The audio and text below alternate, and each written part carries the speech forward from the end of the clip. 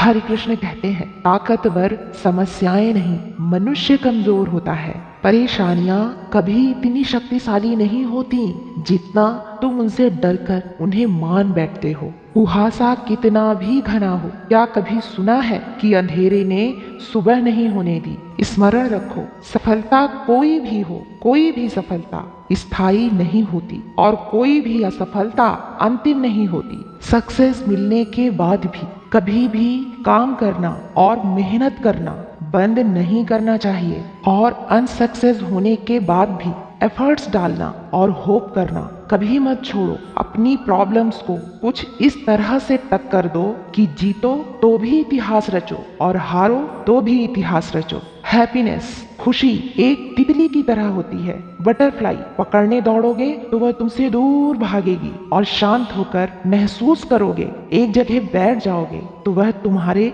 कंधे पर बैठ जाएगी। याद रखो, थोड़ी फिक्र थोड़ी कदर और कभी कभी थोड़ी खैर खबर, इन छोटी छोटी बातों का होता है बहुत बड़ा असर। जीवन में कभी किसी की अहमियत को कम मत आंको, क्योंकि एक छोटे से गुब्बारे को पूरा समुद्र भी डुबा नहीं सकता। यदि पद और पैसा यही तुम्हारे लिए सब कुछ है, यही तुम्हारी संपत्ति है, तो इसका अंत निश्चित है। और यदि मान सम्मान तुम्हारी संपत्ति है तो यह अनंत है। जिंदगी दोबारा मौका सबको देती है, और जब जिंदगी दोबारा मौका तुम्हें दे रही हो तो पुरानी गलतियों को दोहराने की गलती दोबारा मत करना, क्योंकि गलतियां दोहराने से सिर्फ पछतावा ही हाथ लगता है और गिले शिकवों से कुछ हासिल नहीं होता। गिले शिकवों का कोई अंत नहीं। पत्थरों को शिकायत होती है कि वो पानी की मार से टूट रहे हैं, और पानी को गिला इस बात का है कि पत्थर उन्हें खुलकर बहने नहीं देते। ना ही बहाने बनाओ और ना ही क्रोध करो, खुद पर वर्क करो, क्योंकि गुस्सा आने पर तुमको कोई पनिशमेंट नहीं दिया जाता, कोई दंड नहीं दिया जाता, बल्कि तुम्हारा खुद का गुस्सा ही तुम्हें पनिश करता है, तुम्हें दंडित करता है। क्रोध करना एक गर्म कोयले को उठाकर दूसरे पर फेंकने जैसा है, जो पहले तुम्हारा ही हाथ जख्मी करता है।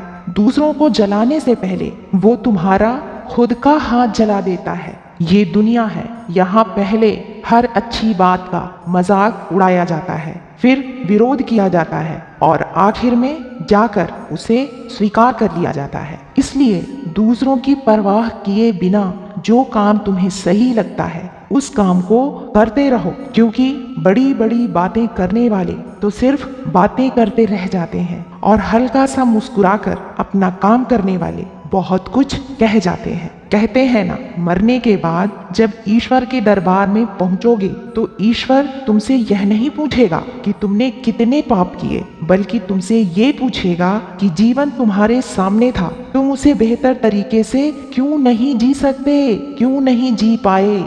एक बार एक व्यक्ति ये सोचकर रोए जा रहा था कि सालों की मेहनत के बाद भी, इतने हार्ड वर्क के बाद भी वह सक्सेस नहीं हुआ, उसे सफलता नहीं मिली। उसे लग रहा था कोई मेरा दर्द समझने वाला नहीं है, ऐसा कोई कंधा नहीं है जिस पर वो सर रख कर रो सके।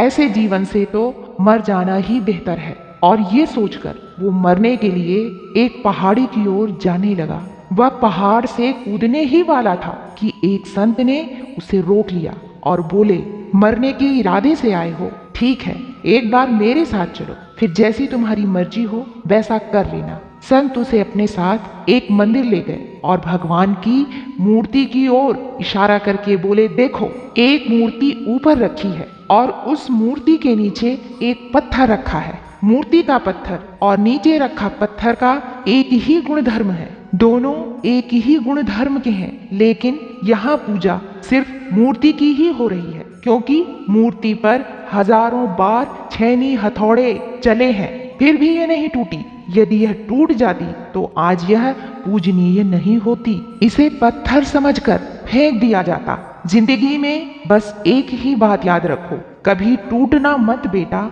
जीवन में कैसी भी परिस्थिति आए, कभी टूटना मत। एक दिन तुम भी पूजनीय बन जाओगे। अर्थात अपनी असफलता से घबराकर, दुनिया के तानों से दुखी होकर अपने जीवन का अंत करने के बजाय अपने आप पर वर्क करो। सफलता रातों रात किसी को हासिल नहीं होती, उसमें वक्त लगता है। किसी को थोड़ा कम वक्त लगता है और किसी को थोड़ा ज्यादा वक्त लगता है। मेहनत करना तुम्हारा कर्म है, अपना कर्म करो, तुम जरूर सफल होगे।